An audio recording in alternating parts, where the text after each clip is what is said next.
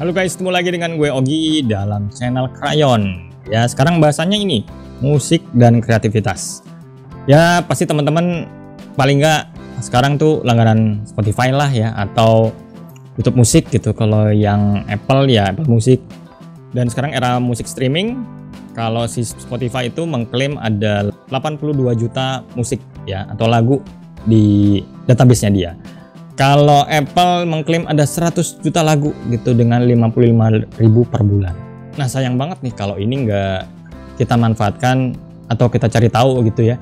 Ada nggak sih korelasinya dengan kreativitas? Sebetulnya gue udah bahas sih yang dulu di sini ya, tapi ini tentang ke performa kerja gitu, nggak kreativitas langsung. Ya teman-teman bisa lihat lagi videonya kalau mau tahu yang ini. Kalau yang ini pertanyaannya lebih ke sini sih, kaitan musik dengan kreativitas. Ada jurnalnya guys, ternyata musik-musik yang bahagia ya itu bisa membuat kita jadi lebih punya ide-ide yang bagus. Ya kalau mau disebut lebih kreatif boleh mungkin ya, karena itu terkait dengan divergent thinking. Jadi hasil studinya musik gembira, apapun jenis musiknya ya, mau keroncong, mau dangdut, mau rock, kayak metal gitu tuh, itu bisa membuat tugas divergent thinking kita jadi lebih cepat selesai ya. Jadi maksudnya divergent thinking tuh ide-idenya lebih banyak gitu, tapi nggak ditemukan kepada convergent thinking. Jadi kalau divergent thinking itu kan jawabannya tuh masalahnya bukan benar atau salah, tapi mencoba mengeluarkan sebanyak mungkin ide atau sebanyak mungkin kemungkinan. Tapi kalau convergent itu kebalikannya ya, dia lebih mengkerucut, dia lebih mengevaluasi ide mana nih yang bagus, mana yang jelek gitu, mengeliminasi ide atau tugas-tugas yang memerlukan satu jawaban benar, itu convergent thinking. Nah itu sama musik ternyata nggak ngaruh, karena ada studinya juga ya, ini dimuat di majalah Time. Studinya tuh orang disuruh bikin puzzle ya, puzzle apa sih, jigsaw puzzle tuh yang ya ada gambar terus dipecah-pecah terus kita nyusun jadi satu, jadi gambar utuh jadi ya kan, jawaban benernya satu tuh. Nah ternyata itu nggak pengaruh sih, mau dikerjain sambil denger musik atau sambil senyap gitu ya, tuh nggak ada pengaruh. Tapi kalau yang banyak-banyakan ide gitu ya, yang divergent thinking itu memang lebih bagus kalau sambil dengerin musik gembira ketimbang senyap. Jadi memang tergantung tugas kreatifnya juga, butuh jawaban benar apa enggak gitu. Kalau butuh jawaban benar itu nggak ngaruh gitu ya, satu jawaban benar tuh nggak ngaruh. Tapi kalau liar-liaran atau bukan satu jawaban benar, itu musik yang gembira ternyata terbukti lebih membantu kita. Terus di studinya juga bilang, musik bisa meningkatkan flexible thinking style, which leads to unconventional or innovative ideas. Jadi ide-idenya tuh lebih liar dengan adanya musik. Gue nggak tahu spesifiknya seperti apa gitu ya. Mungkin kalau metal lo jadi idenya lebih ke metal-metalan gitu ya. Kalau keroncong lebih ke budaya-budayaan gitu, idenya kecampur kali ya, gue nggak ngerti juga soalnya nggak detail sih. Tapi yang jelas big picture-nya ya kayak gini gitu ya. Nah terus kalau di sini sih dibilangnya hampir sama sih, musik tuh lebih ke men-trigger imajinasi kita ke hal-hal yang lain gitu, yang lebih besar. Jadi dibilang kalau kita dengerin playlist kita gitu, kadang-kadang tuh pikiran kita emang mengembara kemana-mana gitu ya. Nah pengembaraan imajinasi itu yang kemudian bisa memunculkan ide yang bagus atau ide-ide yang baru. Kalau hasil studinya kayak gitu ya. Terus juga dimuat studinya, musik-musik yang punya emosional kuat gitu atau catchy beatnya ya kayak tadi sih happy, itu ternyata memang bisa membantu kita. Apalagi kalau musik-musik favorit kita gitu. Jadi sambil nyari ide, sambil dengerin musik favorit, itu ternyata bisa turut membantu lah atau mensupport pekerjaan kita. Dan ujung-ujungnya ya bisa peningkatan mood sih. Lo kan kalau dengar musik yang lo suka, mood lo berubah kan, jadi bahagia. Dan itu kemudian berdampak langsung pada kreativitas.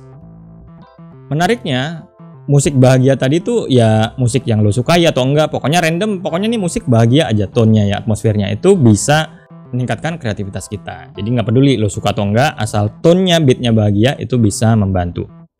Nah terus di sini juga disebutkan ya, ada 7 tipe dari musik kalau teman-teman mau fokus atau lebih produktif ya. Dan produktivitas itu berkaitan langsung dengan kreativitas. Ini gue ambil 4 aja dari 7 ya. Yang pertama, musik yang bisa meningkatkan produktivitas itu ini, musik klasik, Beethoven, terus Fur Ellis kalau teman-teman tahu tuh, teng tong teng tong teng tong teng teng tong. Nah yang gitu-gitu tuh, itu ternyata dari studinya bisa memperlama jam kerja kita. Jadi lo bisa lebih, endurance-nya lebih kuat gitu dalam belajar kalau dengar musik for Alice. Sebenarnya di sini di list juga musik-musik klasiknya itu apa aja yang distudiin, cuman nggak gua taruh sini aja ya. Kalau teman-teman mau tahu ya bisa googling sendirilah. Terus yang kedua itu nature music, musik-musik atau suara-suara musik yang bercampur dengan alam ya. Kan ada tuh ya musik-musik yang ada suara air terjunnya, ada suara serangga, ada suara burung, suara tukang somai, suara tukang bakso, ya gitu-gitu deh. Kalau teman-teman search nature music gitu, itu keluar di Spotify mungkin ya, atau di Apple Music biasanya keluar tuh. Ada musik-musik yang mengandung suara-suara alam ini. Nah itu bisa menambah fokus. Dan yang ketiga juga ada cinematic music. Nah ini musik-musik original soundtrack biasanya ya, kayak Mission Impossible atau apalah.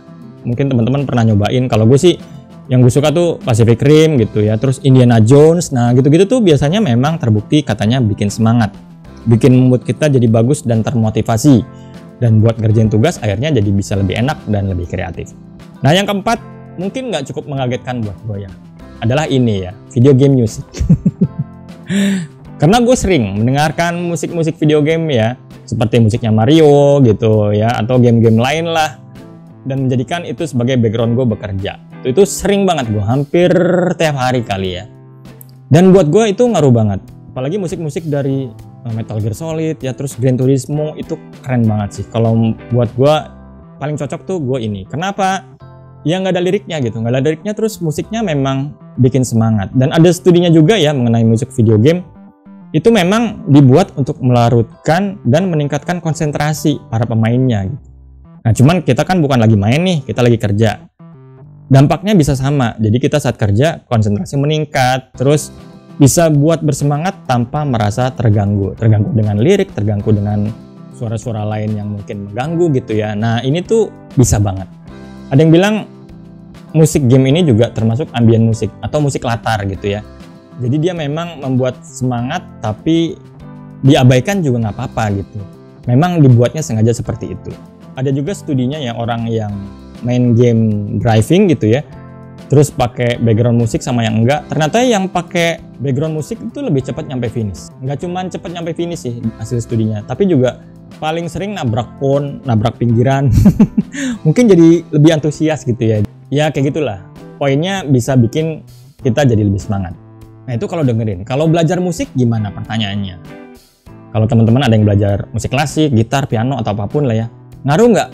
Ternyata ngaruh banget guys ya. Belajar musik itu luar biasa bermanfaat bagi otak, karena dia mempengaruhi pada kedua belah otak kita, otak kiri maupun kanan itu kena semua dan berdampak pada imajinasi kita. Makanya banyak kalau gue lihat teman-teman gue ya di circle gue yang belajar musik itu biasanya orangnya cerdas sih. Ya ini gara-garanya. Ada juga yang ini ya, mind and creativity boost. Jadi kalau orang main musik atau belajar musik itu enhance creativity, jadi kreativitasnya jadi naik karena emosinya naik, terus emosinya bagus, jadi ide yang bagus gitu.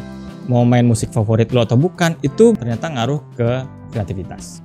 Bahkan pernah ada gue tahu ya untuk para penderita disleksia gitu ya, penyakit otak yang nggak terlalu berbahaya sih teman, dia kalau baca gitu dia agak susah. Nah itu terapinya tuh pakai musik gitu. Yang penting apa katanya?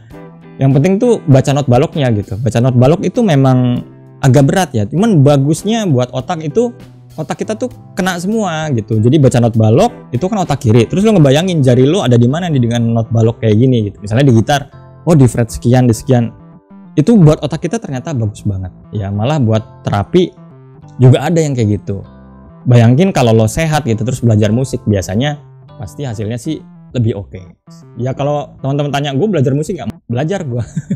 Gue belajar gitar klasik ya, piano pernah, walaupun nggak sampai lebih dari 2 tahun sih, tapi manfaatnya gue rasain. Kalau lagi bete atau apa, mentok gitu ya, gue bisa main piano bentar, main gitar bentar, dan rasanya memang pressure tuh jadi turun, dan ngeluarin ide yang baru atau ngelanjutin tugas tuh jadi lebih enak.